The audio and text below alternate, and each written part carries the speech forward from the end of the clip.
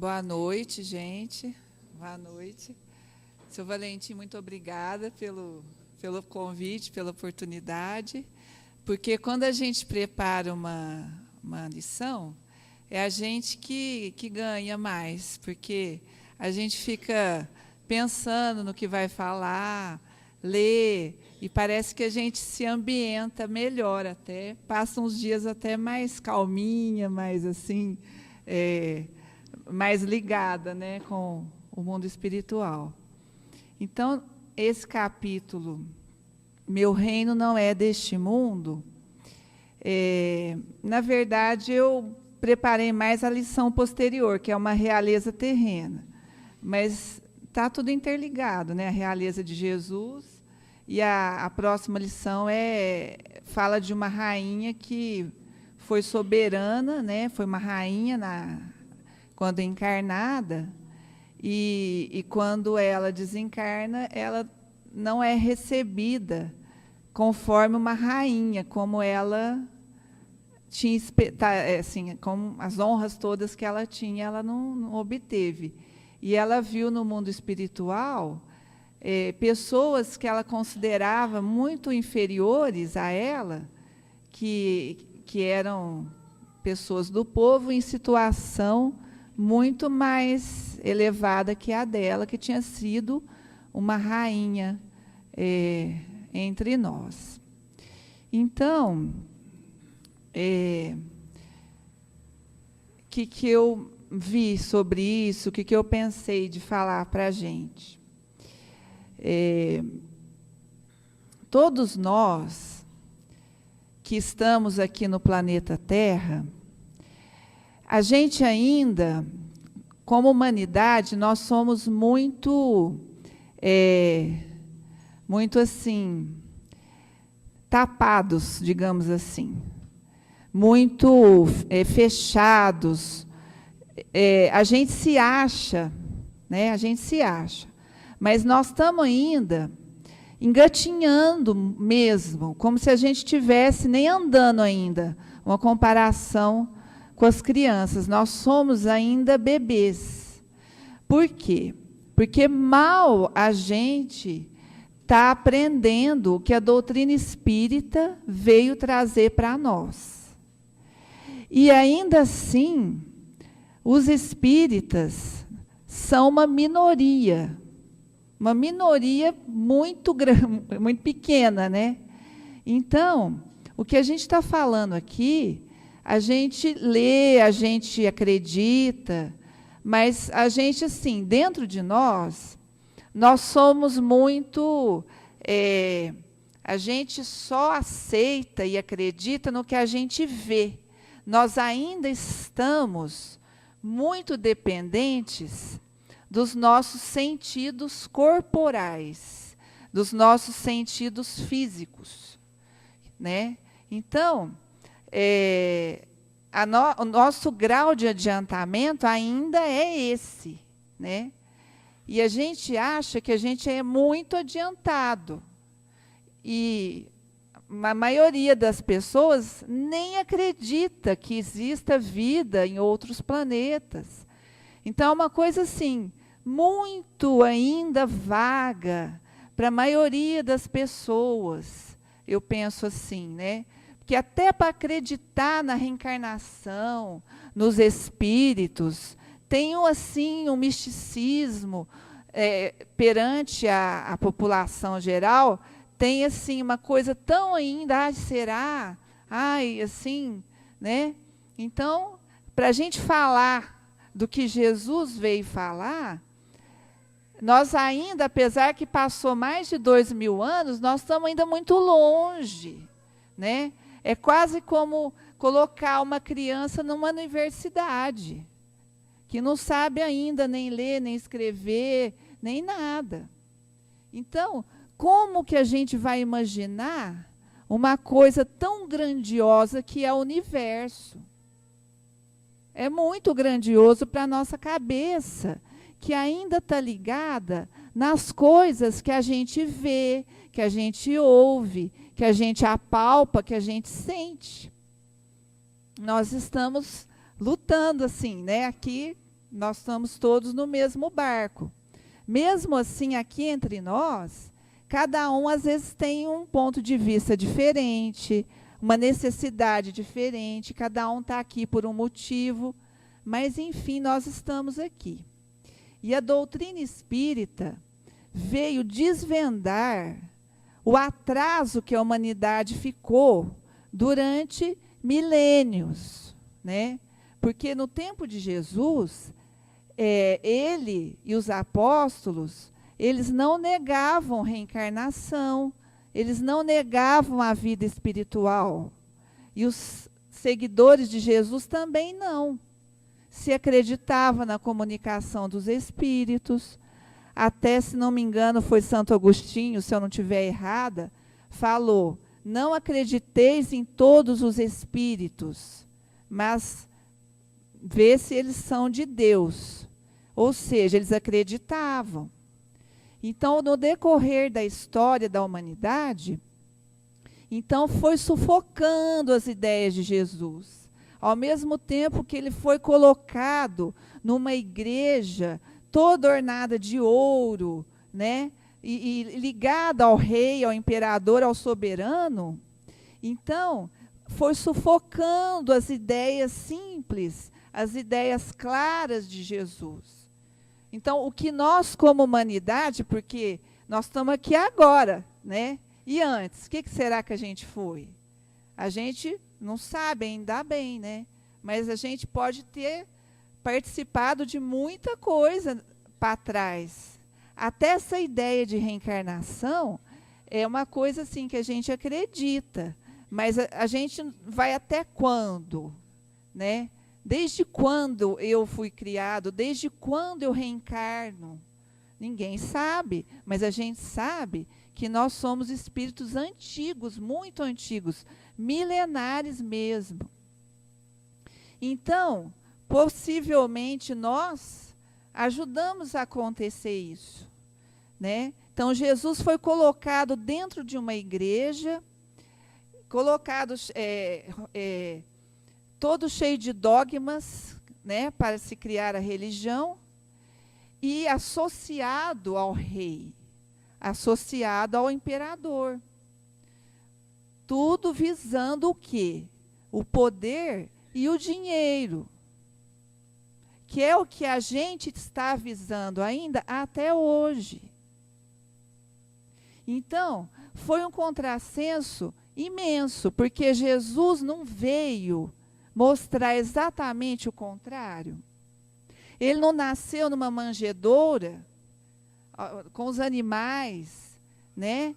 Ele não tinha nada. Então, a humildade e a simplicidade de Jesus foi abafada muito tempo, muitos milênios. Por quê? Porque não era interessante para os governantes da época que se acreditassem mais alguma coisa, como acontece até hoje, né? Na maioria das vezes, os políticos, os governos, não querem que o povo pense, né? Que se o povo pensar muito e começar a reivindicar as coisas, não é interessante para os governos, sejam eles de reis e rainhas ou não. Então, o que se fez? Se aliou o poder político ao poder religioso. Pronto. O rei, né, a gente estudou isso nas aulas de história, na escola. O rei era um enviado de Deus. E o povo não tinha que acreditar em mais nada, só no que se falava. Então, se aboliu a reencarnação, como foi negada a reencarnação no ano 500, mais ou menos. Então, foi negado as coisas que depois, muito depois, o Espiritismo veio trazer novamente. Por isso que o Espiritismo é o cristianismo redivivo. Principalmente na Idade Média, na Inquisição. Foram 1000 anos de terror. De terror mesmo, a gente estudou isso também, né? Então havia torturas, havia assim, não se podia falar nada, nem na parte religiosa e nem na parte material. Houve uma estagnação do progresso, né? Não se acreditava nem que a Terra fosse redonda. E se teimasse, era morto, né? Então, a gente agora, muito pouco tempo, a gente considera, depois do advento do Espiritismo, que não floresceu na França, né? Foi lá que era o lugar ideal para ele ser codificado, porque era o século das luzes. Depois de tanta opressão, a humanidade começou a evoluir um pouco novamente. Então, ficou lá, foi codificado lá, e depois os próprios espíritos da época reencarnaram no Brasil. Então, o espiritismo, se não me engano, ele não consta nem como estatística de religião, até hoje, né? Mas não tem importância, porque é devagarzinho que as coisas vão se esclarecendo. IBGE, né? Consta já? Consta, mas deve ser bem pouquinho, né? Mas se estamos, então, se já consta, já... Então, nós estamos no lugar apropriado, que é o Brasil, que é o coração do mundo, a pátria do Evangelho, né? Então, o ser humano, né, como eu estava dizendo, voltando ao assunto inicial, então a gente valoriza o que a gente tem e não o que a gente é, né? Então não se valoriza ainda as pessoas pelo que elas são, muito pouco. Digamos que já estamos progredindo um pouco, mas pelo que elas têm, né? Por quê? Porque nós não conseguimos imaginar muito bem o lado de lá, né? Que é o mundo espiritual. Nós aqui já estamos querendo saber, a gente já não está mais satisfeito só com os dogmas, né, da igreja. A gente já quer saber algo mais. A gente não está mais, assim, conformado. Então, mesmo assim, a gente ainda tem dificuldade, muita, né? Então, a gente fala, Jesus já veio falar e exemplificar isso para nós há mais de 2000 anos. Mas aí a gente fala, mas Jesus é Jesus, né? Você quer comparar com Jesus? Então, como que ficou assim? A figura de Jesus, lá longe, muito longe, inatingível, né? E a gente, do lado de cá, continuando a levar a nossa vida do jeito que a gente quer e bem entende, né?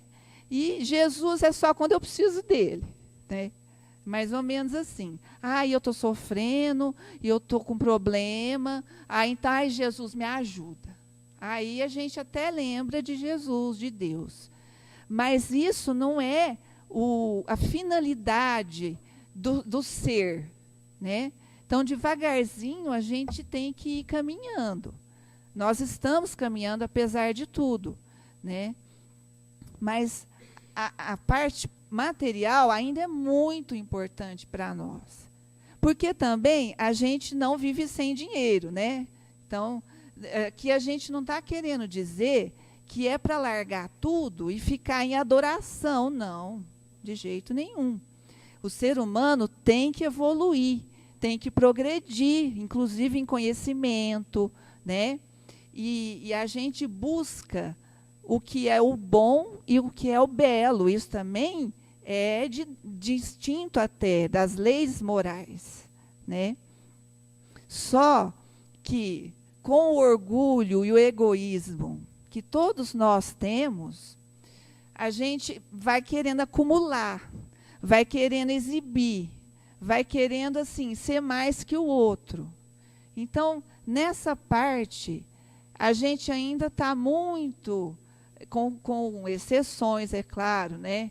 Então, digamos que aqui a plateia já não é assim mais, ninguém, né? Então, assim, a gente tem que ter um meio termo, eu acho. Porque também todos nós passamos por todas as provas. Quem é rico hoje não vai ser eternamente rico. E quem é pobre não vai ser eternamente pobre. Porque a gente tem que provar a nossa evolução. Por isso que o nosso planeta é de expiação e provas, né? Primeiro a gente expia o que a gente fez de errado, por isso a lei da reencarnação. E a gente é provado também, né? Que nem uma prova, você é testado. Porque a gente encarnado, a gente é o que a gente é. Esquecidos de tudo, com as tendências que cada um de nós tem, né? E para a gente não tem máscara. A gente tem máscara para os outros, né? Mas a gente é o que a gente é. Geralmente, a gente acaba caindo outra vez nos erros que a gente já cometeu em outras vidas. E se a gente não cair neles novamente, já é um grande progresso. Quer dizer, a gente está passando na prova, né? Então, a visão espiritual da coisa é que a gente tem que ir burilando em nós. Porque o instinto animal nosso é muito forte, muito. De posse, de poder, né? De exibição. E também, assim, de raiva, né? De violência. Mas a centelha divina está dentro de nós. Também. Quietinho lá. Então, e a gente tem o livre-arbítrio. A gente não é obrigado a fazer nada. Só que o que a gente fizer, a gente tem que aguentar as consequências. Sejam coisas boas ou ruins.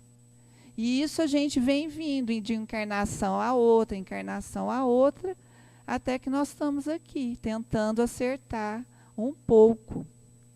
Então, na nossa cabeça, imaginar que existem inúmeros mundos habitados e que são até muito mais evoluídos do que os nossos, é uma coisa meio assim, será? Né? Ou então, a gente acredita, mas deixa isso para lá. Né? E realmente, a gente tem que viver a vida da gente. Mas a gente tem que lembrar que um dia a gente vai desencarnar. Nem só pensar nisso o tempo todo, claro, senão a gente não vive. Mas lembrar também, porque o que a gente vê nos livros, inclusive no Evangelho, né?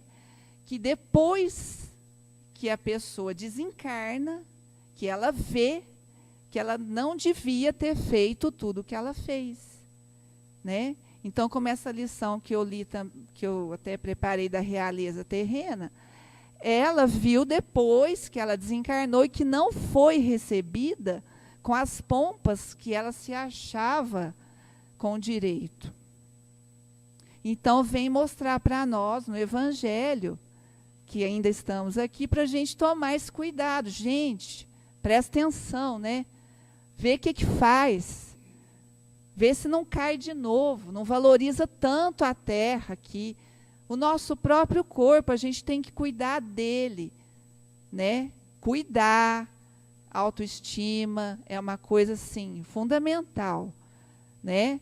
Procurar tudo de bom, mas também não pode ser um culto ao corpo, porque nem o corpo não é nosso, nem o nosso corpo não é nosso, né? Mas eu estou vendo é meu corpo, então eu acho que é, né? E o das pessoas que estão à nossa volta. Mas a gente vai voltar para o mundo espiritual. E aí, né? O que a gente faz? De uma hora para outra, como todos vimos, né, que acabou de acontecer com o candidato, que estava no auge da vida, morreu. E aí? Foi. Então, a gente acha que a gente pode isso, pode aquilo, mas a gente tem que tentar imaginar que a gente tem que progredir mais, assim, imaginar nos outros mundos, porque a gente quer se satisfazer com as coisas que o dinheiro compra, com o poder que a gente possa ter, mas isso é um trampolim para os vícios, né? Para os vícios. Então, estejamos em que situação for, né? A gente tem que lembrar de Deus e de Jesus sempre, para a gente não cair mais do que a gente já tenha caído em outras existências. Pensar nos mundos habitados e assim, a sensação do bem, né? Quando a gente consegue fazer qualquer coisa de bom, é muito melhor do que qualquer coisa que o poder possa nos dar. Até eu peguei um trechinho aqui do Nosso Lar, que eu achei bem assim,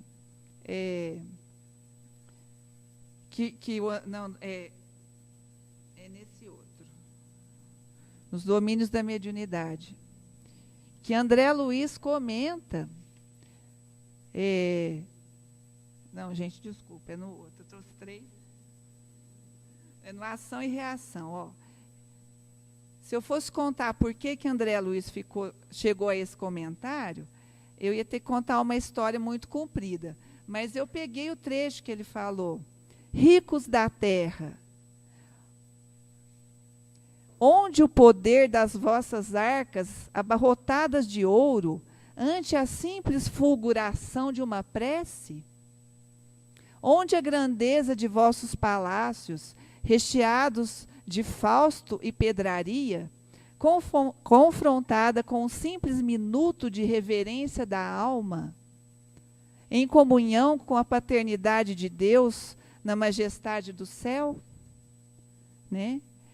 E daí eu trouxe também um exemplo desse livro para mostrar que o tempo ele é muito relativo. Como André Luiz mesmo falou em Nosso Lar, o corpo é uma veste, é apenas uma roupa. Por mais que a pessoa viva, mesmo que ela passe dos 100 anos. Então, tem um exemplo aqui no Ação e Reação, de André Luiz, de a mãe e o filho. A mãe, muito pobre, paupérrima mesmo, teve um filho com um problema grave, com defeito físico. Ele já era grande, assim, grande, digamos, mais adulto, e não media mais do que 90 centímetros de altura, não falava, não andava, era assim, um deficiente físico, um idiota ali, falando assim fisicamente. Então, o André Luiz e o mentor foram ver esse caso. E aí, o que o André Luiz falou sobre a prece foi porque eles eram tutelados de Nosso Lar. Tanto a mãe, que chamava Poliana, quanto aquele filho dela que se chamava Sabino. E ela era tão pobre, e ela estava assim, tão doente, que ela estava prestes a desencarnar.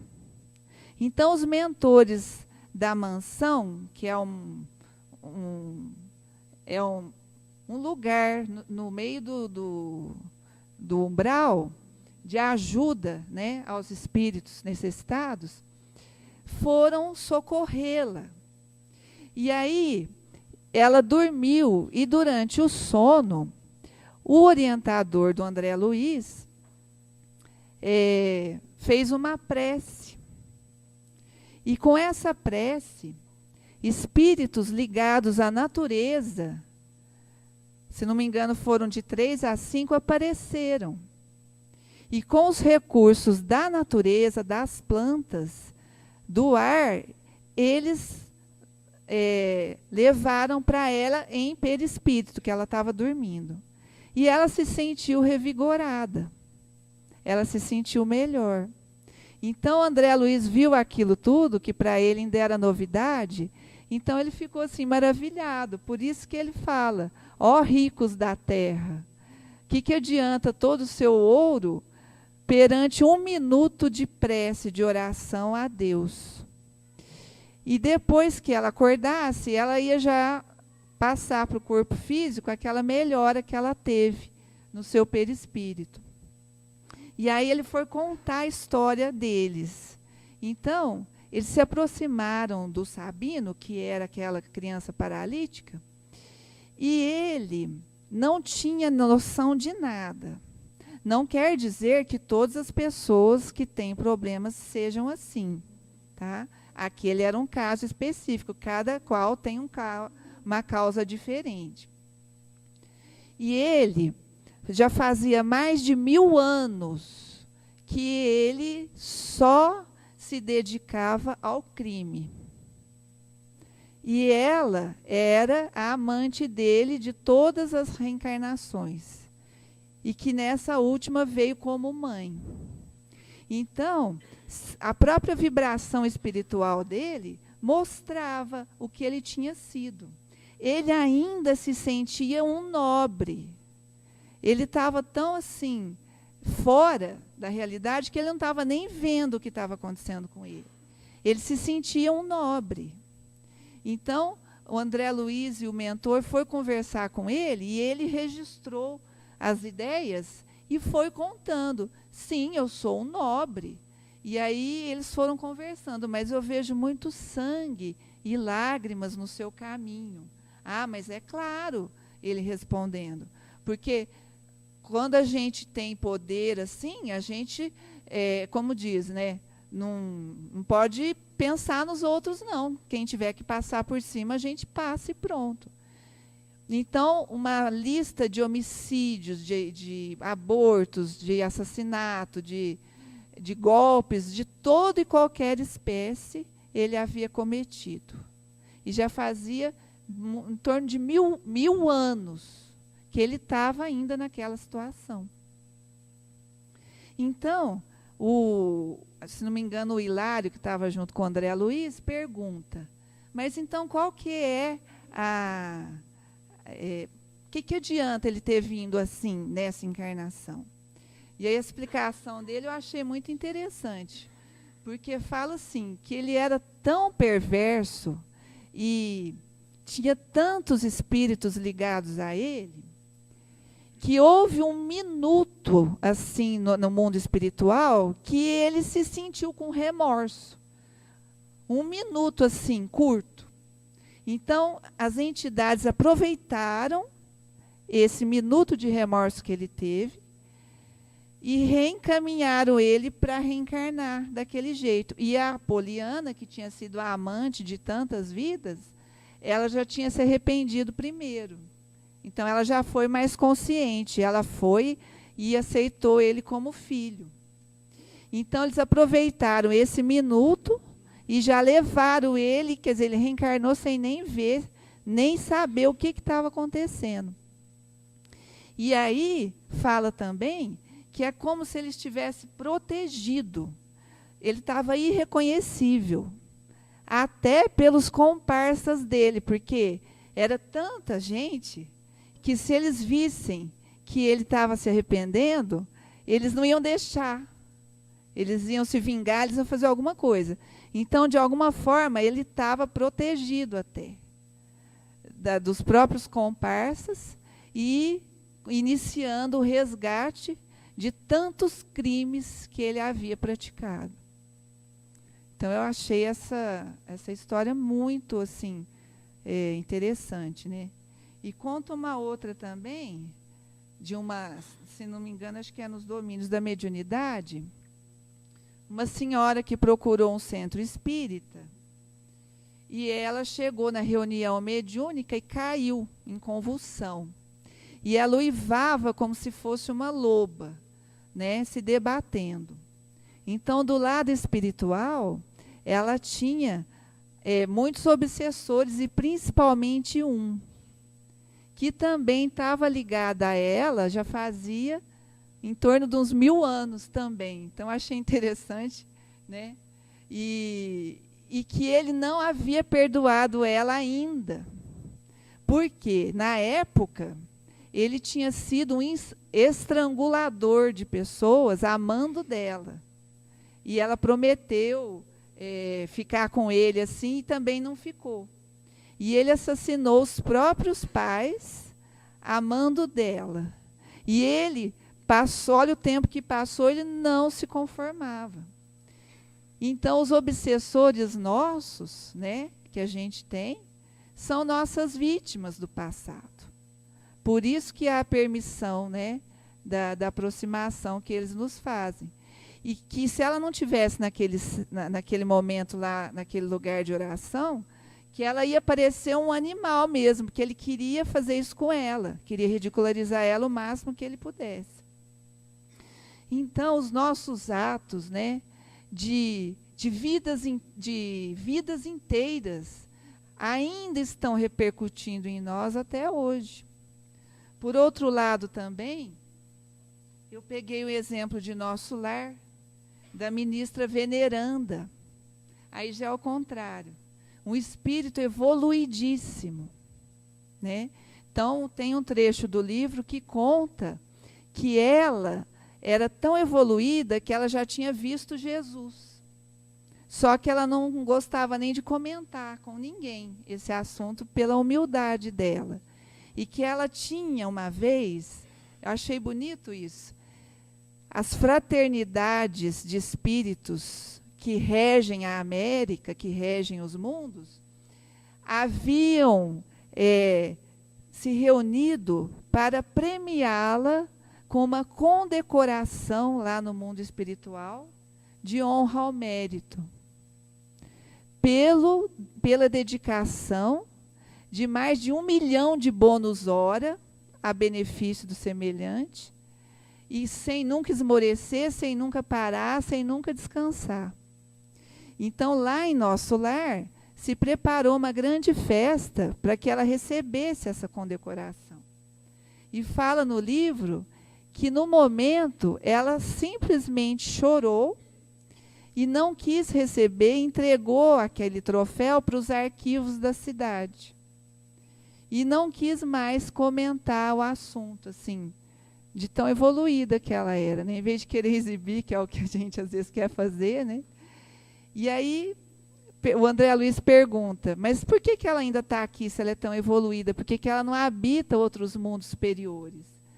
E aí ele fala que é porque ela tinha ainda seres que ela amava, que estavam ainda atrasados.